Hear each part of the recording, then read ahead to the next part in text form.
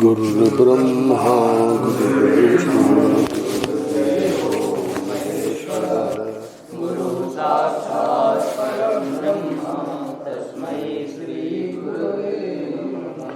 नारायण नारायण नारायण नारायण।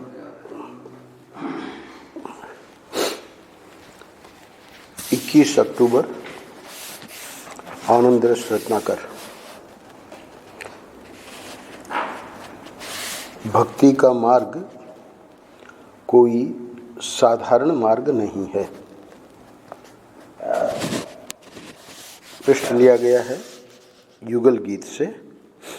परम पूज्य महर्षि के बंबई में युगल गीत पर श्रीमद् भागवत महापुराण के युगल गीत के प्रसंग पर प्रवचन हुए थे, तो उसी ग्रंथ में से आज का पृष्ठ है।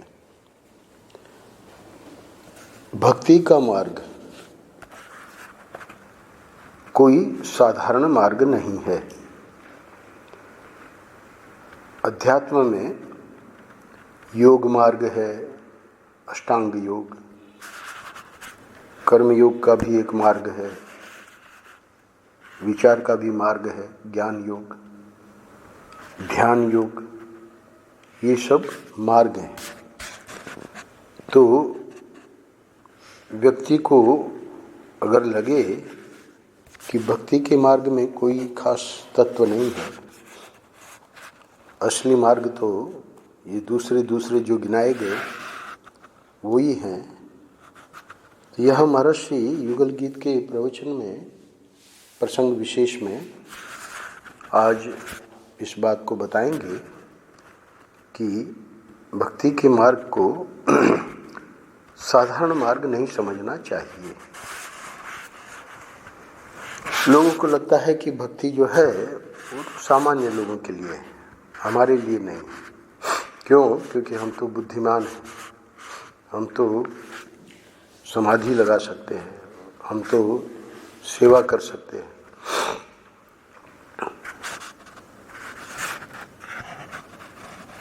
इसलिए वहाँ गीता में भगवान ने दो ही मार्गों का वर्णन किया। एक कर्म योग जिसमें भक्ति का समावेश है, क्योंकि कर्म योग बनता ही तब है जब हमारा कर्म ईश्वर के समर्पित होवे। तो इसलिए वहाँ भगवान दो की गिनती इसलिए कर रहे हैं कि कर्म योग में भक्ति का समावेश हो गया। भक्ति योग कह दो तो कर्म का समावेश हो गया। और दूसरा जो है वो ज्ञान योग, जिसका नाम सांख्य योग भी है। क्योंकि अर्जुन ने जब प्रश्न किया दूसरे अध्याय का उपदेश सुनकर कि मैं ये निश्चय नहीं कर पा रहा हूँ कि आप कहना क्या चाह रहे हैं। ज्ञान की आप प्रशंसा करते हैं, फिर बाद में कहते हैं कि कर्म जो है वो ज्ञान से भी श्रेष्ठ है, यानी कर्म योग। तो जायसी चेत कर्मणस्ते मता बुद्धिर जनार्दन तत्किम कर्मणि घोरे माम नियोजयसी केशव।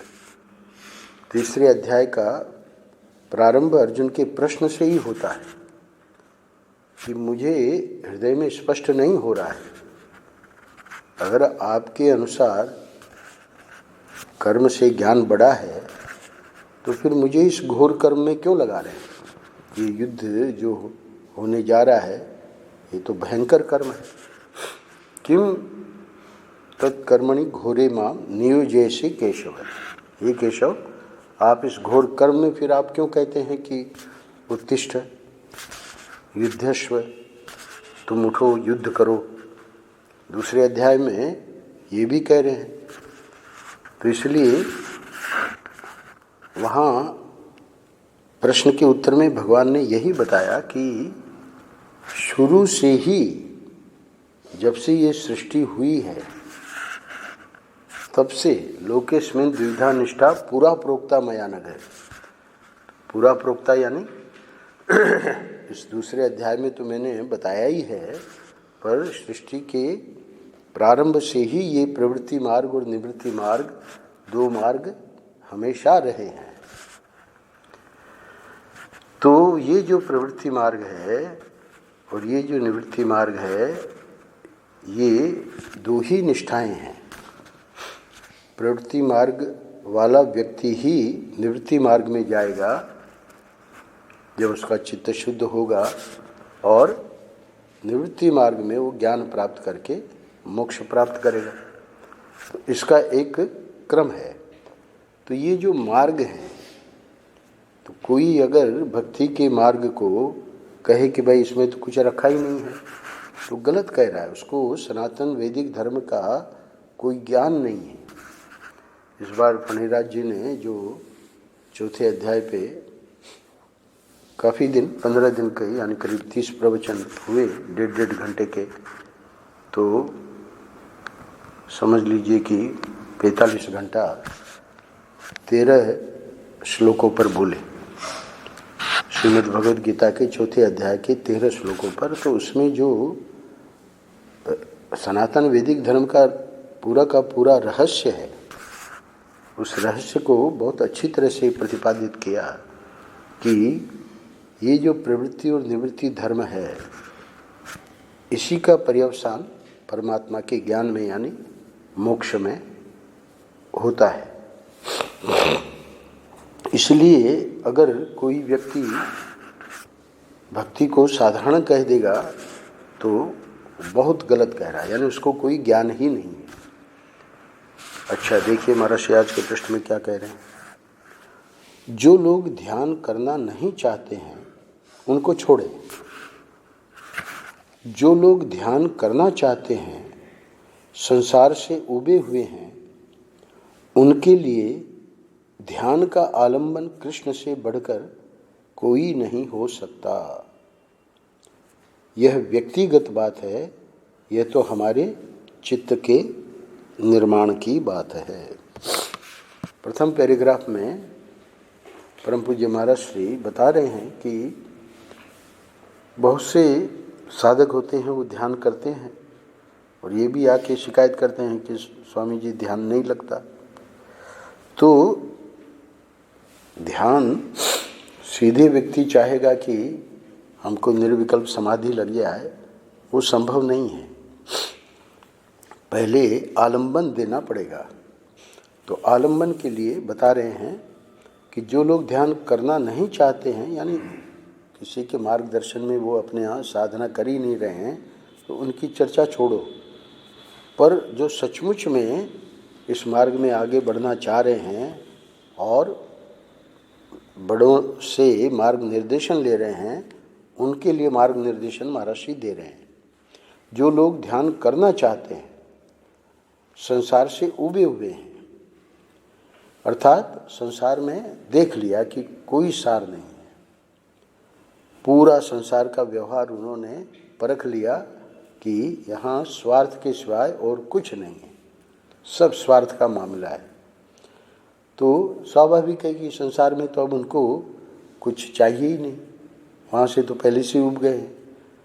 अरे भाई, चाहिए था उसी के लिए तो इतना सब किया, और जिसके लिए किया कि हमको सुख देगा, वही आज जो है सोच रहा है कि ये बुढ़ा कब मरे। तो संसार से उबे हुए हैं, बजाय कि वो सेवा करते, है ना, कुछ नहीं। उनके लिए ज़्यादा से ज़्यादा ओल्ड एज होम में डाल देंगे। उनके लिए ध्यान का आलंबन कृष्ण से बढ़कर कोई नहीं हो सकता। एक प्रश्न में कहा था महाराज श्री ने कि अभी भी कोई देर नहीं हुई है, समझो व्यक्ति की उम्र ज़्यादा हो गई है, बोले कोई बात नहीं, आज से ही शुरू करो। तो इसलिए कह रहे हैं कि अगर ऊब गए हो और सचमुच में चाह रहे हो कि हमारा ध्यान लगे, तो हमारी बात सुनो।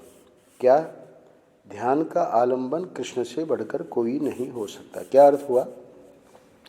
यानी जो आपके इष्ट देवता हैं, अगर राम का मंत्र दिया गुरु ने तो राम का आलम्बन लीजिए, देवी का है देवी का लीजिए, शिव का है शिव का आलम्बन लीजिए। जो आपके इष्ट देवता हैं, यहाँ चूँकि युगल गीत पे बोल रहे हैं तो युगल गीत के जो नायक हैं वो कृष्ण हैं। तो ध्यान का आलम्बन कृष्ण से बढ़कर कोई नहीं हो सकता। अगर रामचरितमानस पे बोलते होते तो राम का नाम लेते, शिव पुराण पे बोलते होते शिव जी का नाम लेते, देवी पुराण पे बोलते देवी का नाम लेते। तो ये क्या है, ये व्यक्तिगत बात है। अर्थात कृष्ण तो महाराष्ट्र के इष्ट हैं ही हैं, तो इसलिए कह रहे हैं कि वह तो हमारे चित्त के निर्माण की बात है। व्यक्ति पूछेगा कि आपने कृष्ण का नाम क्यों लिया, अगले पैराग्राफ में बता रहे हैं। जैसे हम रोटी खाएं कि दाल भात खाएं, इसमें किसी ब्रह्म ज्ञानी को क्या हक है कि वह कहें कि ये खाओ और ये नहीं।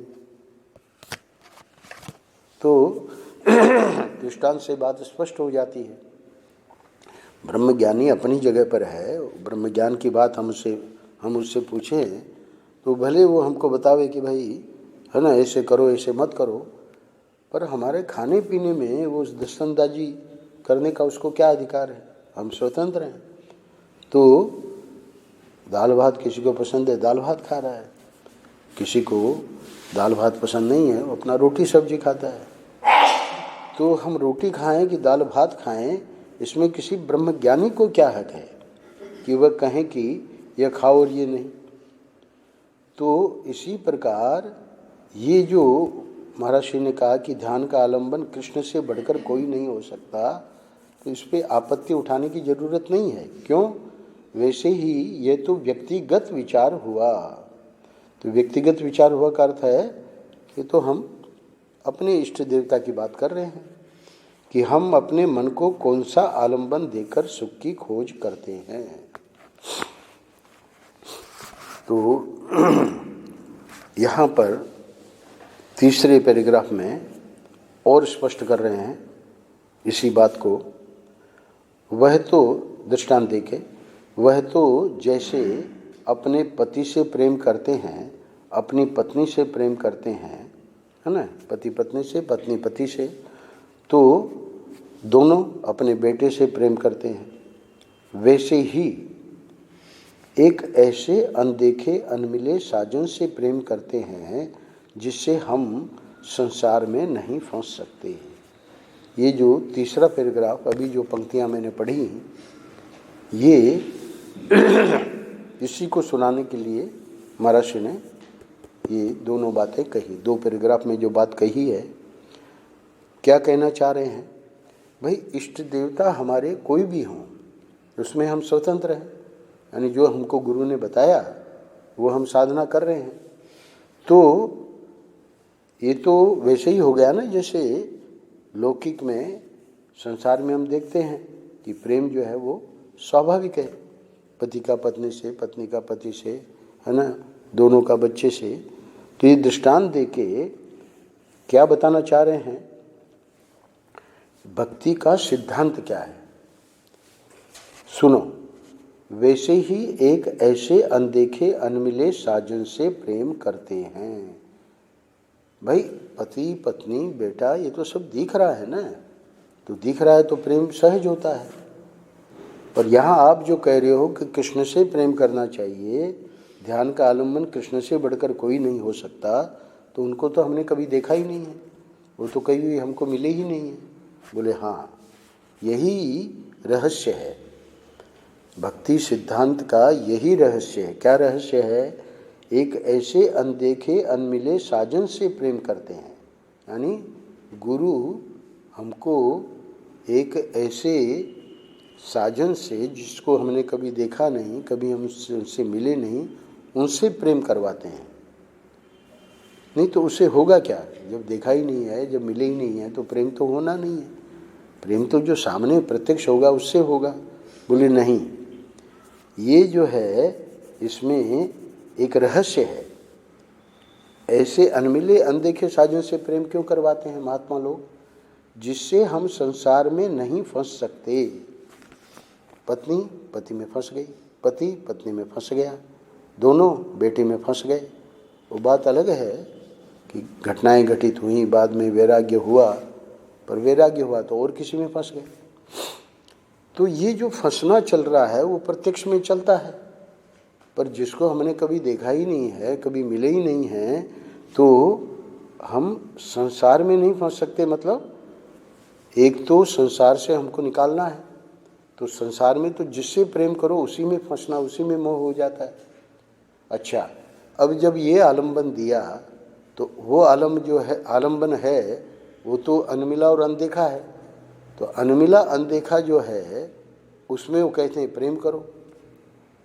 तो अब जब प्रेम करेंगे उससे, तो कहीं भी प्रेम करेंगे तो वहाँ जहाँ हमारा प्रेम बना हुआ है उसको छोड़ना पड़ेगा।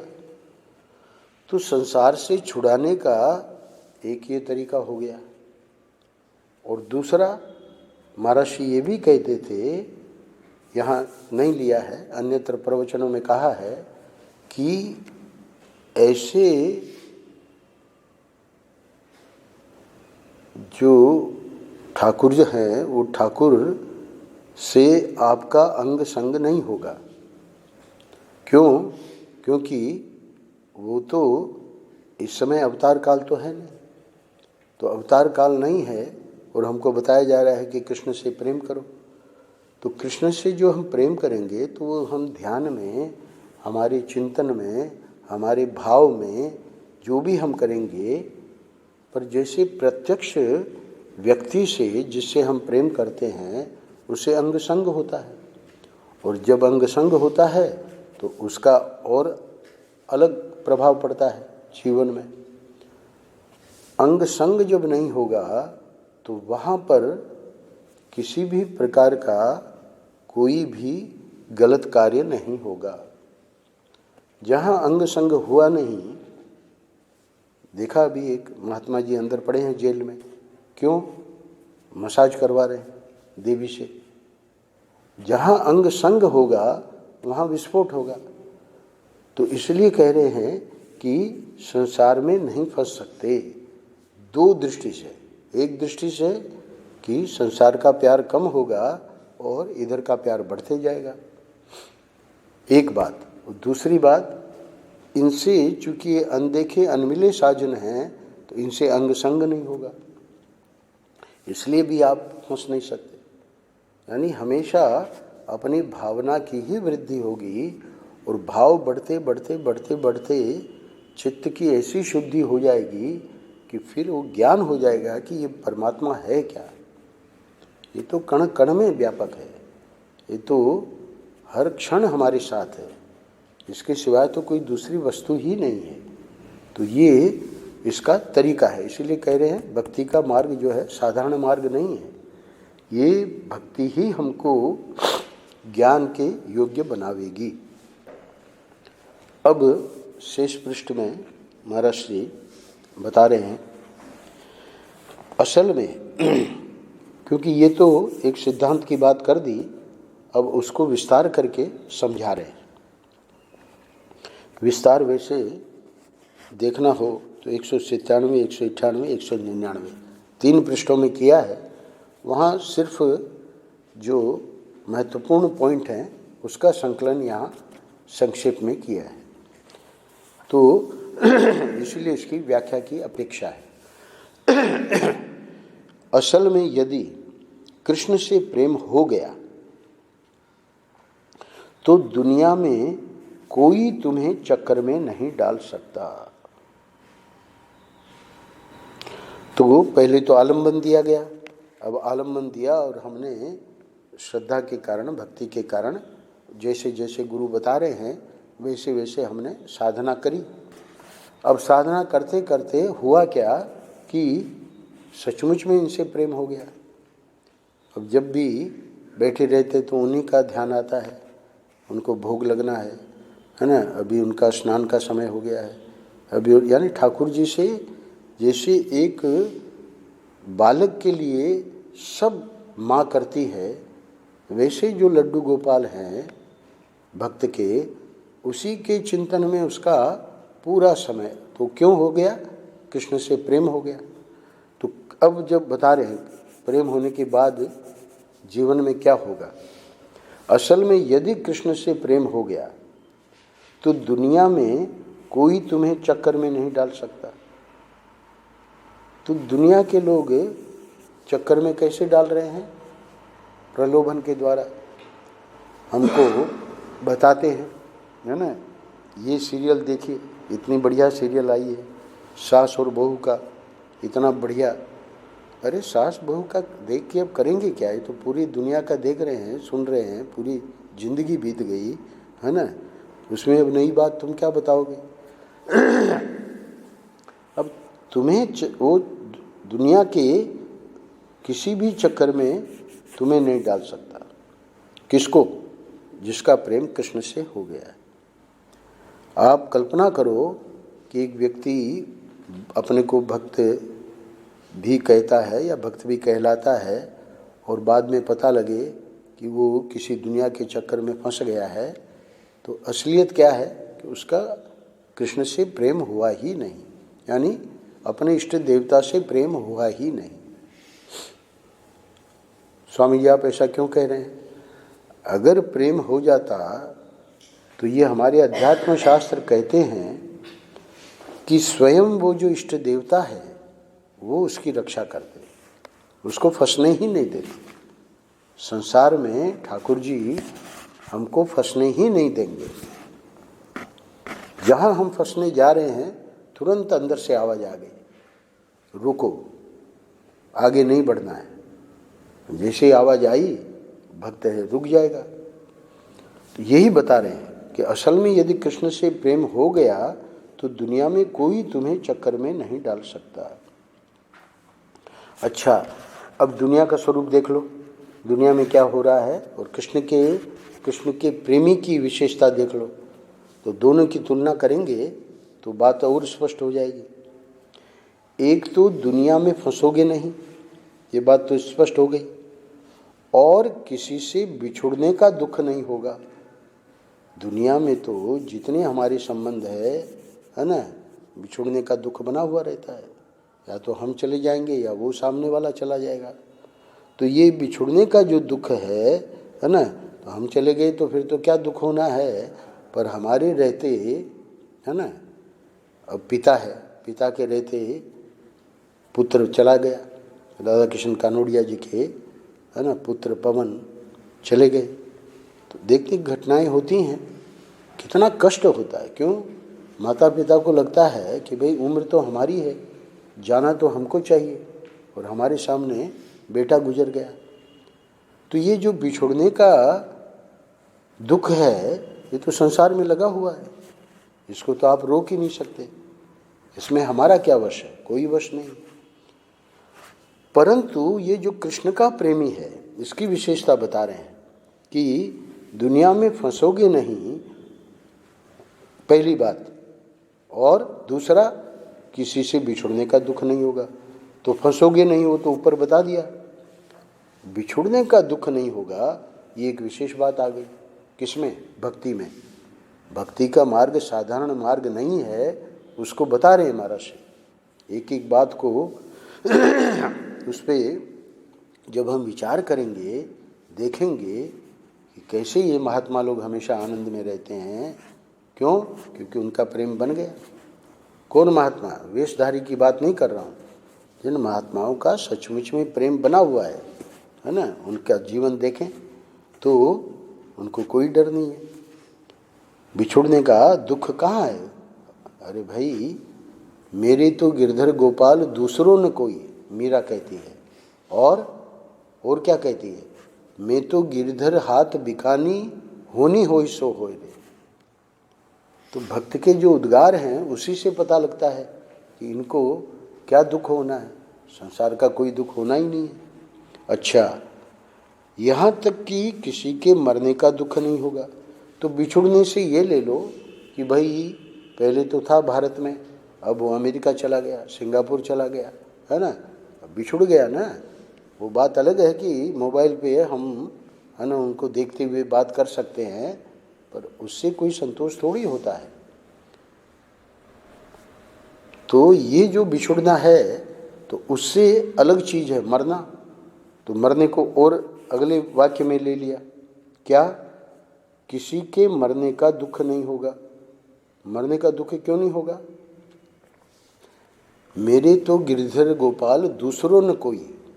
हम लोग पहला जो आधा वाक्य है मीरा वाला, वो तो हम लोग भी बोल लेंगे कि मेरे तो गिरधर गोपाल है यहाँ, परंतु दूसरों न कोई, ये तो मीरा ही बोल सकती है। इसलिए महर्षि कह रहे हैं कि जिसके हृदय में इस प्रकार का प्रेम हो गया तो उसके लिए ठीक है, उसकी आयु हो गई है ना, उसका जितना भोग था वो भोग लिया उसने, अब वो चला गया ठाकुर जी के चरणों में। मरने का दुख भी नहीं होगा। अच्छा जी, अब एक जो संसार में सबसे बड़ी कठिनाई है वो है भरोसेमंद व्यक्ति भी बेवफा यानी धोखा देता है।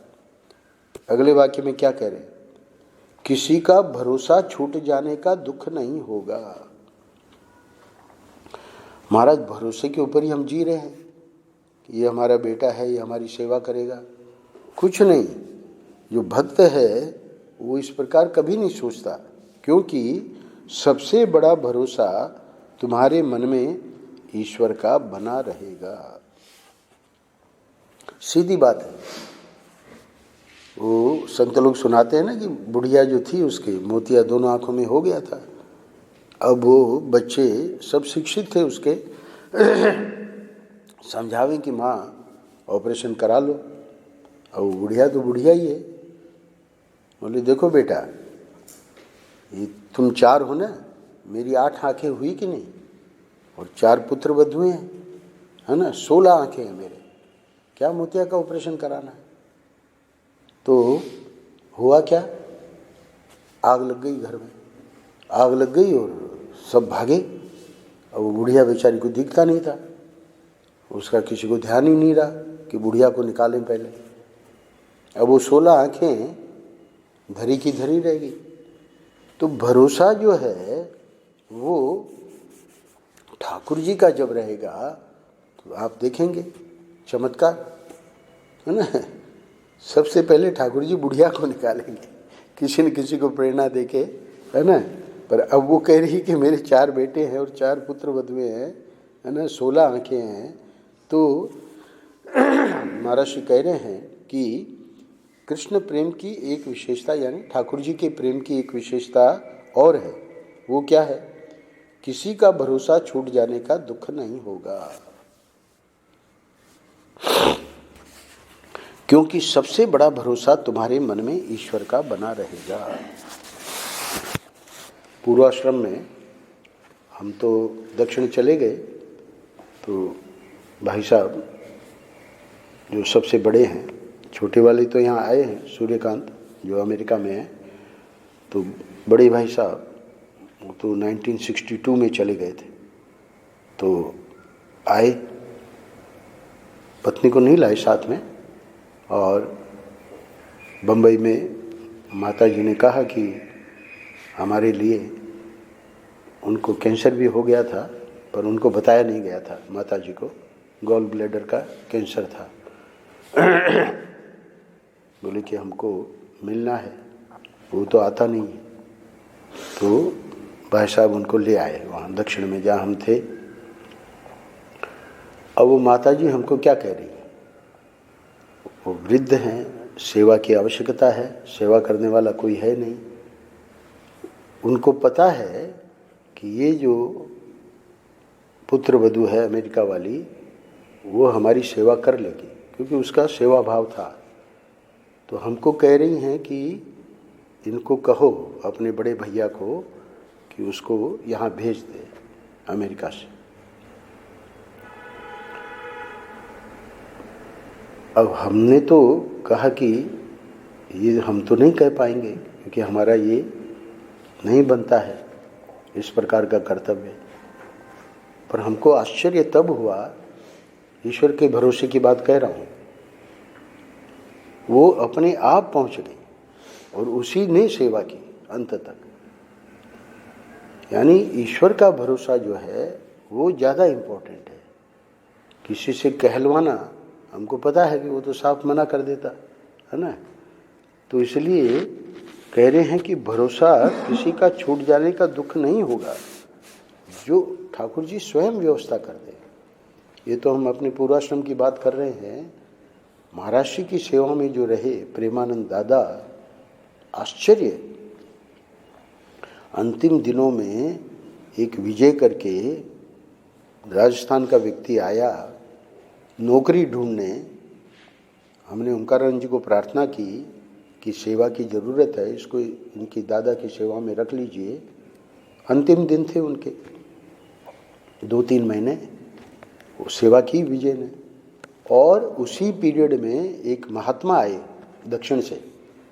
महात्मा लोग आते ही रहते हैं आश्रम में, तो वो भी अपने आप ही लग गए सेवा में।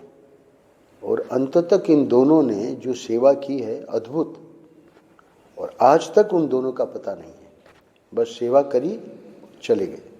इधर शरीर पूरा हुआ, उनका संस्कार करके चले गए। उसके बाद करीब करीब 25 साल हो गए, आज तक न तो विजय कोई आया न वो महात्मा आया।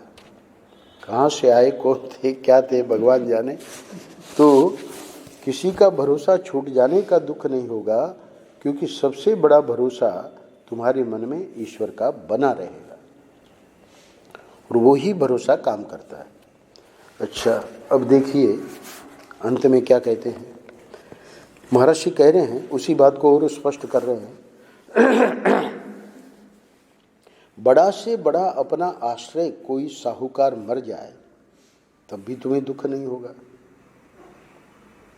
अपना बड़ा से बड़ा सगा संबंधी बिछुड़ जाए तब भी तुम्हें दुख नहीं होगा, क्योंकि सबसे बड़ा सगा संबंधी, सबसे बड़ा प्यारा ईश्वर श्री कृष्ण तुम्हारे दिल में ऐसा बैठा है जो मारे मरे नहीं। अब वो जो अनदेखे और अनमिले साजन का परिचय करवा रहे महाराष्ट्र, वो कहीं और नहीं है, ये तो आलम्बन दिया है। अर्चा विग्रह तो ऋषियों ने आलम्बन दिया है, बाकी ये तो हर एक के हृदय में पहले से ही विराजमान है। आज ये जितने हम लोग बैठे हैं वो शिव रूप क्यों है? क्योंकि ठाकुर जी विराजमान है। यही शिव शव हो जाता है। कब? जब ये निकल जाते हैं, जब चले जाते हैं, ये शरीर छोड़ के चले जाते हैं, मतलब कहीं न कहीं और यात्रा तो होती है जीवात्मा की। तो इसमें से निकल गए, हो गया काम। अब इसको जलाओ या जमुना जी में डाल दो। डालने नहीं देंगे, पहले डाल देते थे। तो कहने का अर्थ है कि ये शिव रूप क्यों है कि कृष्ण हमारे हृदय में बैठे हैं, परमात्मा हमारे हृदय में बैठा है। तो अब ये जो बैठे हैं इनकी विशेषता सुनो। ये मारे मरे नहीं, है ना? मारे मरे नहीं का अर्थ है, हिरण्यकश्यप ने सोचा कि चलो कोई बात नहीं, खंबे से प्रकट हो गया पर तलवार से मार डालूंगा, तो वो क्या मारेगा उसे। तो बिछुड़ाए बिछुड़े नहीं, और जिसका आलंबन आश्रय कभी छूटे नहीं। अगर हम इनका आलंबन, इनका आश्रय ले रहे हैं तो वो आलंबन कभी छूटेगा नहीं, क्योंकि वो तो निरंतर है ना। वो तो ऐसा है नहीं कि भाई चले गए। एवं मन में 24 घंटे मौजूद रहे। तो ये बातें जो महाराज यहाँ कह रहे हैं बड़ा शांति से विचार करने लायक है कि कितनी महत्वपूर्ण बातें महाराज समझा रहे हैं। तो ये भक्ति का, प्रेम का मार्ग जो है कोई साधारण मार्ग नहीं है। लगता है कि भाई महात्मा लोग माला दे देते हैं हाथ में कि करो जप करो जप करो जप करो। अरे भाई, ये करते करते करते करते फिर लो लगेगी। ऐसे नहीं है बैठे बैठे अपना मोबाइल देखते देखते ठाकुर जी में प्रेम हो जाएगा, ऐसे संभव नहीं है। तो लगना पड़ेगा। तो इसलिए कह रहे हैं कि ये भक्ति का, प्रेम का मार्ग कोई साधारण मार्ग नहीं है। देख रहे हैं आप लोग, इस्कॉन में विदेशी लोग, अरे उनकी कोई यहाँ न तो वैसी स्वच्छता जैसी विदेश में होती है, उनका खान पान, यानी कितना अपना सुख सुविधा छोड़ के, और ठीक है अभी तो कार्तिक का महीना है, आप देखिए भीड़ भाड़ तो अद्भुत है। एक बार लो लग जाए फिर उनको ये सब दिखेगा ही नहीं, यहाँ गंदगी है या यहाँ ऐसे लोग हैं, कुछ नहीं। प्रेम, एक बार प्रेम जग जाए, यानी हम लोगों को अपने ऊपर शर्म आनी चाहिए कि हम भारतीय होकर भी वो प्रेम नहीं जगा पाए जो ये लोग विदेशी होकर भी, और इतना। तो ये भक्ति का, प्रेम का मार्ग कोई साधारण मार्ग नहीं है। तो यह जो श्री कृष्ण का ध्यान है, एक बार वहाँ मैं था मंडी में किसी कारण से, तो ये इस्कॉन वाले जैसे आप देखते हो वो नाचते नाचते और वो कीर्तन करते करते गलियों में जाते ही हैं। मेरी दृष्टि गई, वो देवी विदेशी, उसको अपने शरीर का भान नहीं था। जिस प्रकार से वो अपने भाव में नाच रही थी, अद्भुत है। तो ये कृष्ण का प्रेम जो है ये जगाना पड़ता है। और ये कैसे जागता है? जब महात्मा लोग इतनी सब बातें बताते हैं। संसार में तो जहाँ देखो वहाँ धोखा, जहाँ देखो वहाँ बेवफाई, स्वार्थ स्वार्थ स्वार्थ। ये भक्ति का, प्रेम का मार्ग कोई साधारण मार्ग नहीं है। अंतिम वाक्य सुन लीजिए। तो यह जो श्री कृष्ण का ध्यान है, जहाँ से शुरू किया था महर्षि ने, यह संपूर्ण आपत्ति विपत्ति से एक बात, दुख से दूसरी बात, राग से द्वेष से तीसरी बात, संसार के झगड़े झंझट से चौथी बात, बचाकर भीतर सुरक्षित करने वाला है। बाहर ये सब बना रहेगा, आपत्ति विपत्ति दुख राग द्वेष संसार के झगड़े झंझट ये सब बने रहेंगे। तो फिर क्या करेगा ये श्री कृष्ण का ध्यान? इन सब से हमको बचा लेगा और भीतर सुरक्षित करने वाला है। अब हमारी बाहर दृष्टि ही नहीं रही। पहले बाहर दृष्टि जाती थी, इधर क्या हो रहा है, उधर क्या हो रहा है, उधर का पता लगावें, इधर का पता लगावें, कुछ नहीं। अब तो अपना भीतर अपना ठाकुर जी हैं और हम हैं और रम रहे हैं। बचाकर भीतर सुरक्षित करने वाला है, इतना बड़ा सहारा है श्री कृष्ण। नारायण नारायण नारायण नारायण।